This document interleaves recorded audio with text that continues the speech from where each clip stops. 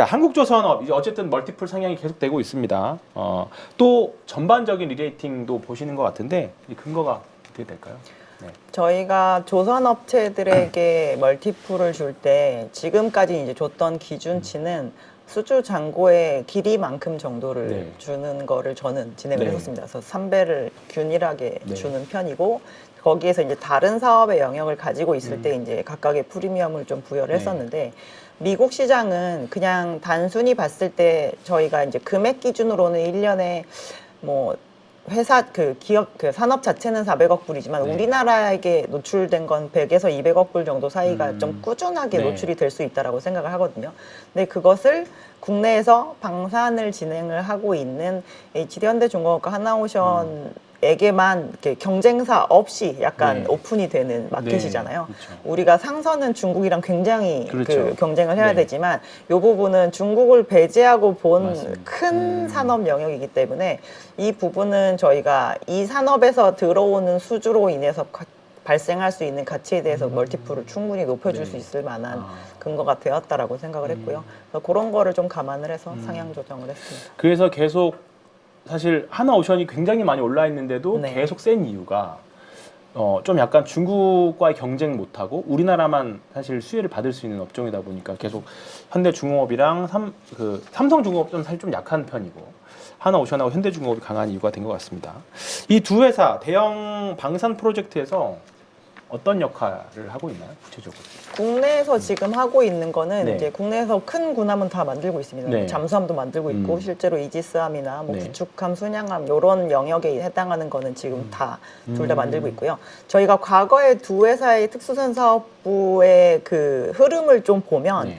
실질적으로 뭐가 되었건 첫 호선을 먼저 네. 만들었던 건 사실 옛날에 네. 대우조선해양이었거든요. 그렇죠. 네. 그리고 이게 양산 사업으로 가면서 2, 3, 4, 5, 6, 7 막 이렇게 네. 이제 더 2차 양선, 3차 양산으로 가면 이 부분을 방사청에서 굳이 한쪽으로 몰아서 주는 리스크를 질 필요가 없기 때문에 그 다음 사업부터는 약간 양사로 조금 균일하게 퍼지는 패턴을 지금까지 많이 보여왔습니다.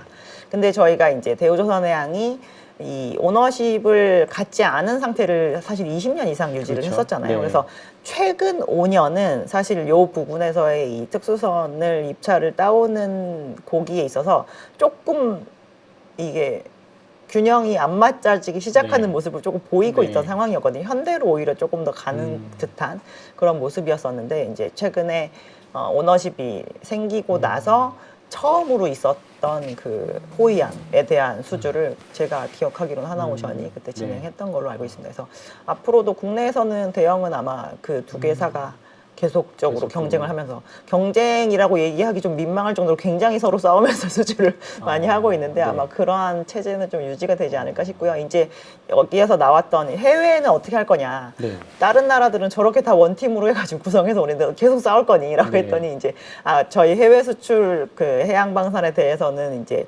원팀을 구성을 해서 이제 잠수함은 아무래도 하나오션 쪽에 좀 더 경쟁력이 있다라고 네. 저희도 판단을 하고 HD현대그룹은 수상함에서 아무래도 좀 경쟁력이 있으니까 그 부분을 어필을 하면서 이제 정부와 같이 원팀으로 진출을 하겠다라는 의지를 내비친 바가 있습니다. 지금 최근에 이제 미국이 LNG 수출, 이제 LNG 알래스카 개발 이런 부분들이 나오면서 LNG와 이제 LNG 선과 연관된 주식들, 뭐 기자재라고 하죠. 오늘도 돈행제. 보니까 뭐 한국카본이나 동성화이텍, 네. 뭐 세진중공업, 뭐 다 좋은 흐름 계속 나오고 있습니다. 그리고 그거 외에 뭐 군수 지원함, 그다음에 뭐 해군 뭐 관련된 선박들, 고부가 선종에서 한국 조선소가 특별히 가지고 있는 경쟁력, 사실 지금 중국 얘기는 하진 않았지만 중국이 뭐 미국 군함을 수주할 일도 만무하지만 네. 한국 조선사들이 만드는 이런 군함 관련 뭐 특수선들에서 좀 특별한 강점이 뭘까요? 가지는? 특수선 같은 경우는 그러니까 원래 일반 상선도 저희가 정기적으로 그 검사를 해야 되거든요. 모든 선박들은 그 검사를 통과해야 또 후행적인 운영이 가능한데 특히나 군함은 그 정기 정비 같은 것들이 굉장히 중요합니다. 뭐 심지어 저희 배터리로 가는 잠수함 같은 경우는 그렇죠. 네. 6.5년 정도에 한 번씩 정말 김밥 썰듯이 썰어가지고 예. 풀 다 점검을 이렇게 배를 이렇게 하거든요. 썰어서 네. 그래서 다 점검을 부품 다 빼내가지고 뭐 클리닝 작업해야 될 거 하고 다 네네.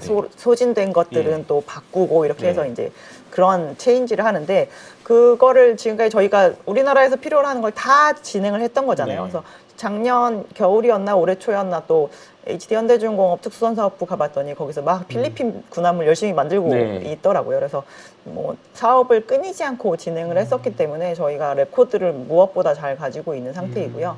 지금 제가 알기로는 현대중공업그룹의 특수선사업부 관련 레코드는 130건 이상, 네. 그리고 하나오션의 특수선 관련 이제 실제로 신조를 한 거와 MRO를 다 합쳤을 때 거기도 120건 이상의 레코드를 네. 가지고 있는 상황이라 뭐 경쟁력은 뭐 더할 나위 없이 좋은 상황이고, 이게 이렇게까지 해군력에 대해서 신경을 많이 쓰게 된 이유가 중국이 너무 치고 나간 거잖아요. 한마디로 그렇죠. 얘기해서 저희가 2010년대 초반부터 중국이 이 약간 과잉 산업을 조금 많이 합쳐서 맞습니다. 네. 좀 큰 덩어리로 만들자라고 네. 하는 게 이제 조선에도 많이 작용을 했고, 실제로 그렇게 되면서 2015년 이후에 중국이 군함을 막 신규로 런칭하는 속도가 빨라지니까 이 상대국들이 너무 마음이 급해지잖아. 나도 네. 이런 해가지고 그렇죠. 대응해야 되는데 난 지금 그런 역량이 없고 하니까 결국 눈 돌려서 봤을 때 이제 한국만 찝히는 거죠. 그러니까 얼마 전까지만 해도 한국이랑 일본이랑 둘 다 많이 가능성이 있지 않겠냐라고 얘기가 나왔었는데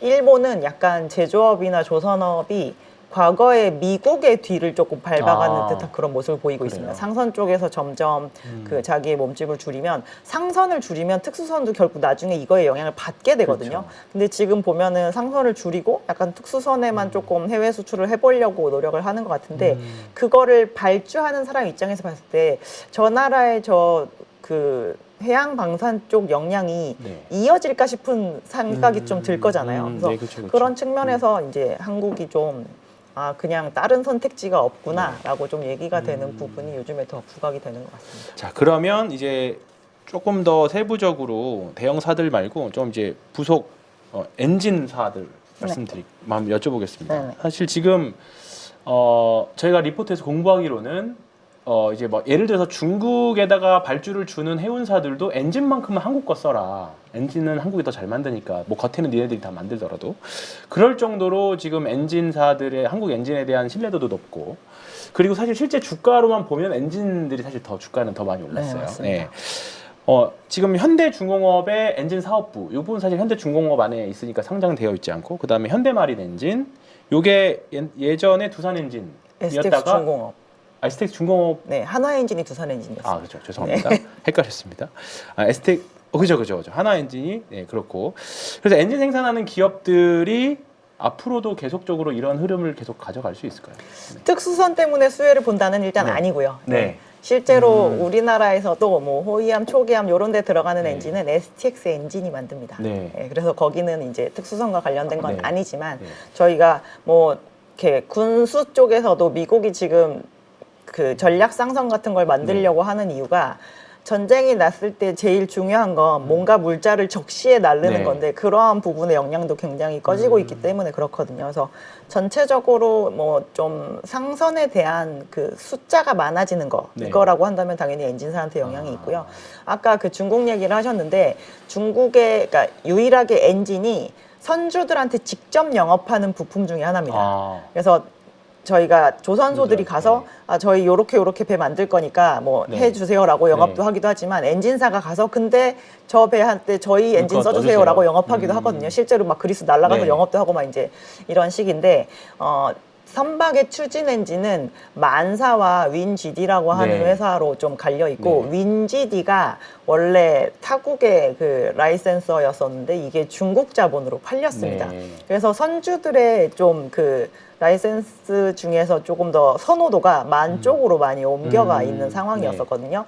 그러다 보니 이제 중국에다가 발주를 하지만 네. 나 마음껏 써줘라고 하면 이제 그걸 가지고 그걸 구하러 네. 뭐 한국으로 날라와서 이제 이 3개 네. 엔진사를 찾는 경우나 이런 경우가 있을 것이고, 그리고 지금 중국이 28년, 29년 요 정도에는 약간의 증설을 합니다. 도크를 조금 늘린 업체들이 네. 좀 있거든요. 근데 그거에 맞게 아주 싱크로율이 정확하게 엔진사가 또 증설을 해주지 않은 부분이 있어서 그때 엔진 쇼티지가 조금 심하게 나 있는 상황입니다. 그래서 올해 1분기에 그 하나 엔진이 수주한 수주권을 보시면 단일 수주권 기준으로 한 번에 한 6, 7천억을 발주를 하신 선주가 네. 있으세요. 그래서 조선소가 있어요. 네네. 그래서 여기는 어디야라고 봤더니 그게 중국이었었거든요. 네, 그래서 맞습니다. 그렇죠. 그거를 그리고 그 계약 길이도 굉장히 깁니다. 네. 28년 막 이렇게로 연결이 되어 있는데 28년에 엔진을 못 구할 것 같으니까 선박을 받아갖고 예. 엔진사로 가서 저희가 원래는 선박의 엔진 가격이 선박 대비 한 10분의 1이다라고 하는 그렇죠. 게 거의 그 정례적인 네. 거였는데 저희가 친환경 선박 만들어야 돼서 엔진 가격도 옛날보다 DF 엔진이 되면서 굉장히 그쵸, 많이 그쵸. 오른 것도 있고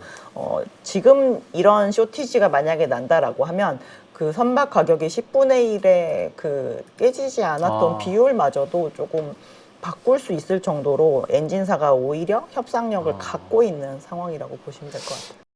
엔진을 가지고 계신 분들은 정말 팔고 싶지 않을 앞으로 네, 쇼티지까지 그냥 기대한다면 들고 지금도 잘 가세요. 나가고 있는데 앞으로 쇼티지라면 네.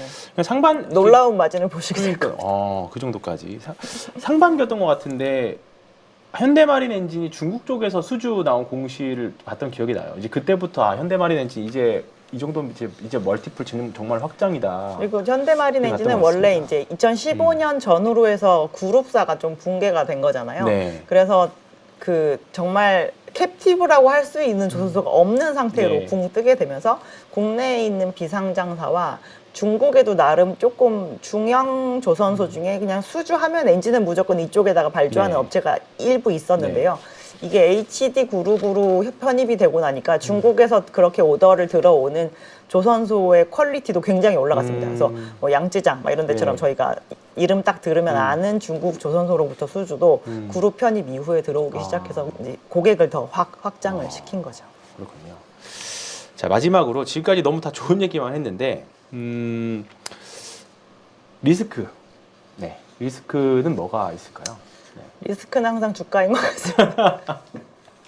제가 요즘 제일 많이 네. 받는 질문이 이제 팔까? 이거를 제일 많이 네. 물어보시는데 이제 주가가 하염없이 가지는 않을 거니까요. 그러니까요. 저희는 네. 뭐 그 천장이 없는 산업처럼 커지는 산업은 아니고 글로벌리 어쨌든 필요한 배는 한정적일 그렇죠. 거니까 저희와 그리고 투자자분들 모두 적정 수준이 어디일까를 생각해 볼 수 있어야 되는데 이제 그 부분을 찾는 과정에서 뭐 주가에 대한 불안감 그게 저는 네. 가장 리스크가 될 것 같고요.